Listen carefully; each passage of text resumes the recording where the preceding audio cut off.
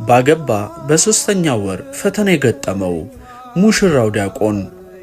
እርሶም ይህን ታሪክ ከሰሙ በኋላ የእርሶን አስተያየት ስለሚጠቅመን በኮመንት ላይ ሐሳቦትን ያስቀምጡልን። ሄራንን ያወቅኳት ድሮ ልጅ እያለን ሰንበት ትምህርት ቤት ነበር። ስናድግም ከሰንበት ትምህርት ቤታችን ብዙም ስላራቅን ቅርርባችን እጅግ ቀጠለ። በጣም ስለተቀራረብን ወደ ፍቅር መቀየር አልከበደንም። የሁሉ ሰው አይን ውስጥ ገባን። አብረን ማስቀደስ፣ አብረን መቁረብ፣ አብረን ገዳም መሄድ ተያያዝ ነው። ቀድሼ ሳቆርባት የሚሰማኝ ስሜት ልዩ ነው። የእግዚአብሔር ስጦታዬ ናት። በ26 ዓመታችን ለመጋባት ወሰንን። ከብዙ ውጣ ውረድ በኋላ ተሳካ። የሽምግልናው የሰርጉ ወከባ አሁንም አይኔ ላይ ነው። ለዚህ የዩቲዩብ ቻናል አዲስ የሆናችሁ ሰዎች ካላችሁ ሰብስክራይብ በማድረግ ቤተሰብ ሁኑ። ቪዲዮንም ላይክ እና ሼር ማድረግ እንዳይረሳ። ሰርግ ግን ደስ ሲል በእግዚአብሔር ፊት ቃል ኪዳን መግባት፣ ዘመድ አዝማድ ፊት የእግዚአብሔር ሽልማት የሆነችውን እሷን ለሕዝብ ማሳየት የሚደገም ቢሆን ሁሌ ነበር ማደርገው። የተጋባነው የካቲት 11 ነበር። እመቤታችን ባንቺ ምልጃ ባንቺ ምልጃ፣ ድንግል ማርያም ባንቺ ምልጃ እየተዘመረ እውነትም በእሷ አማላጅነት መድኃኔ ዓለም ታምር መስራቱን የእኛ ሕይወት ማሳያ ነው። ወይ አይደለሽ ግሸን ወይ አክሱም ጽዮን፣ እንዴት አድርጎ መረጠሽ ካህን ተባለ። ውብ ቀን ነበር። ፕሮግራሙ አልቆ ወደ ቤት ስንሄድ የመኪናው የኋላ መቀመጫ ላይ ልክ ንጉሥና ንግሥት መስለን ዞሬ ወደ እሷ አየው። እምባዬ መጣ። የልጅነት ፍቅሬ፣ የዘላለም ሕይወቴ የኔ ብቻ መሆኗን ሳስብ እግዚአብሔርን አመሰገንኩት። በልቤ ሌላ ቃል ኪዳን አሰርኩላት። ሁሌም እንዲህ ውብ ሆና እንድታምር ፍቅሬን ለደቂቃ እንደማልቀንስባት ሌላ ቃል ኪዳን በእግዚአብሔር ፊት እገባው። ወር አለፈ። ቤት ውስጥ ድሪያ ለብሳ ጸጉሯን ወደ ኋላ ሲዛ ሳያት ይበልጥ ታሳዝነኛለች። ትክ ብዬ ሳያት ሁልጊዜ ምነው ቆንጆ አይታ አታውቅም ብላ ትስቃለች። በእርግጥ አዎ አይቼ አላውቅም፣ አንቺን ብቻ ነው። ከልጅነት እስካሁን ያየሁት አንቺን ብቻ ነው። ሀብዬ ጉርምስናን ስጀምር ልቤ ከጀለው አንቺን ነው። መኖር የጀመርኩት ሕይወት የገባችኝ ባንቺ ነው። የኔ አበባ ልላት እፈልግና አብሮኝ የኖረው አይናፋርነቴ ይይዘኛል። እንኳን የኔ ሆንሽልኝ። በተጋባን በሦስተኛው ወር የሆነ ቀን ሌሊት ላይ የሆነ የወደቀ ነገር ተሰማኝ። ብርድ ልብሱን ከላይ ያራግፌ ድምፁ ወደ ተሰማበት ከነፍኩ። ሄራን ነበረች። እናት ምን ሆንሽብኝ?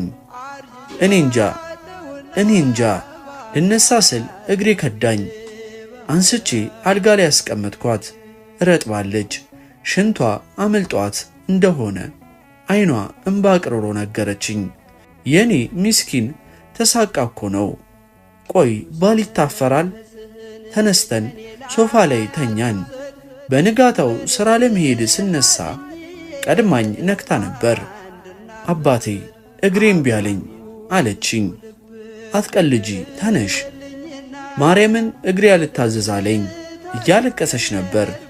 አንስቼ ለማቆም ሞከርኩ። ልትወድቅ ስትል አቀፍኳት። ደንግጠን ወደ ሆስፒታል ሮጥን። ቆይ ከፈረንሳይ 6 ኪሎ እንዲርቃል? ረጃጅም ምርመራ አደረጉላት።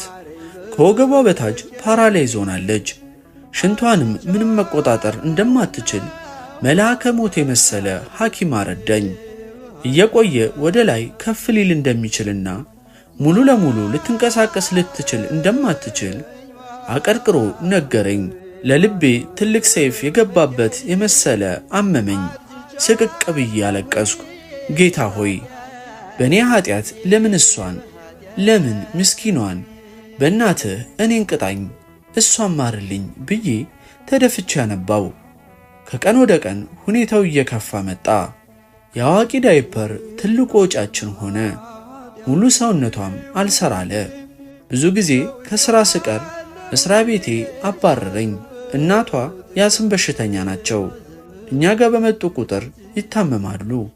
አባቷ ደግሞ ሳይነስ አለባቸው። ሁለቱም መምጣት አይችሉም። ቤተ ዘመድ እራቀን። ዳይፐር ስቀይርላት ትሳቀቃለች፣ ታለቅሳለች። ለአጽናናት ስል ስቅስቅ ብላ ስለምታለቅስ ማደርገው ይጠፋኛል። የሆነ ቀን እናቷ ቤት መጡ። እያለቀሱ እንዲህ አሉ፣ ልጄ ለምን አፈታትም? እኛ በቃ እንደምናደርገው እናደርጋለን ወይ ሰው እንቀጥራለን እያሉ ንግግራቸው አቋርጬ እማማ በቃውት፣ ሚስቴ ናት እኮ እግዚአብሔር ፊት ቃል ኪዳን የገባውባት፣ ታመመች ብዬ ጥያት ብሄድ እግዚአብሔርስ ምን ይለኛል? እወዳታለሁ፣ አልሰለቸችኝም፣ አትሰለቸኝም። መስቀሌ ናት እኮ እማማ። አሁንም በጣም ነው የማፈቅራት፣ አልከበደችኝም ብዬ ከየት እንደመጣ የማላውቀው እምባዬ ዝርግፍ አለ።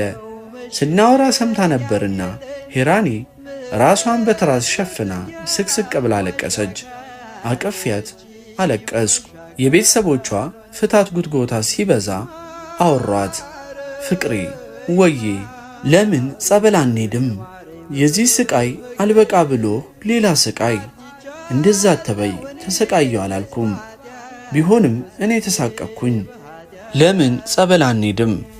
የዚህ ስቃይ አልበቃ ብሎ ሌላ ስቃይ። እንደዛ አትበይ፣ ተሰቃየሁ አልኩ። ቢሆንም እኔ ተሳቀቅኩኝ።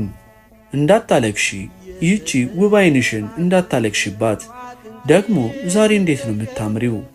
የኔ ሚስት ባትሆኚ ኖሮ። የኔ ጌታ ታሳዝነኛለ። እሸታለሁ እኮ። እሱን ተዩና ይዤሽ ልሂድ እናት። እሺ ሸክም እንዳልሆንብ ብዬ ነው እኮ። ሁለተኛ እንዲህ እንዳትዪ። ለእኔ መቼም ሸክም ሆነሽብኝ አታውቂም። የኔ ፍቅር ዕጣ አወጣን ጻድቃኔ ማርያም። አየሽ ፍቅር፣ እናቴ ማርያም ታምሯን ልታሳየን ነው እኮ። ገንዘብ ስላልነበረን መኪናዬን ሸጬ ለማንም ሳንናገር ተነስተን ጻድቃኔ ማርያም ሄደን። እግዚአብሔር ምስክሬ ነው፣ አንድ ቀን ሰልችቶኛ አያውቅም። የእሷን ዳይፐር መቀየሩ፣ እሷን ማጠብ፣ እሷ ግን ተሳቃለቀችብኝ። አንዳንዴ ፍታኝና ሂድ ትለኛለች። ተደብቄ ከማልቀስ ውጪ ምንም ምርጫ አልነበረኝም። አንዳንዴ አጥቢያት እንደጨረስኩ ውጣልኝ ብላ ትቆጣኛለች። መሄጃ ስለሌለኝ ወጥቼ በር ላይ ሁሉ አድራለሁ። ትንሽ ተኝታ ታድራለች። ስትተኛ ደግሞ ስታሳዝን። በድቁናዬ የሚያውቀኝ አንድ መልካም ሰው አገኘው። እዛ እንዳገለግል አናገረኝ። ለኔ መደበቂያ ሆነኝ። መንበሩ ስር ድፍት እያልኩ አለቅሳለሁ። ማርልኝ ጌታዬ እያልኩ። እንዲህ እያለ የጽጌ ጾም ገባ።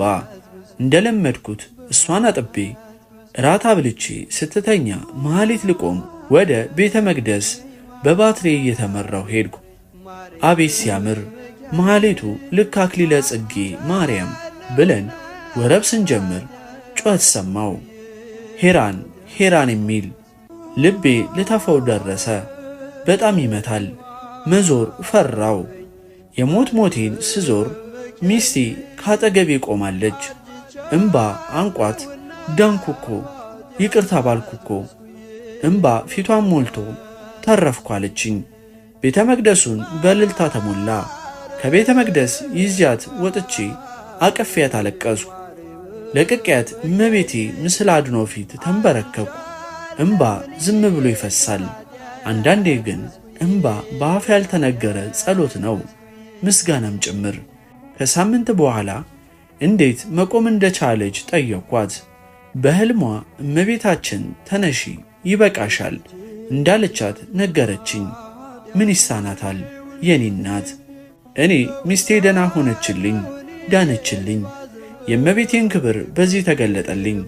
አምላክን አመሰገንኩ፣ ቸር አድርጎልኛልና ጌታን አመስግኑልኝ።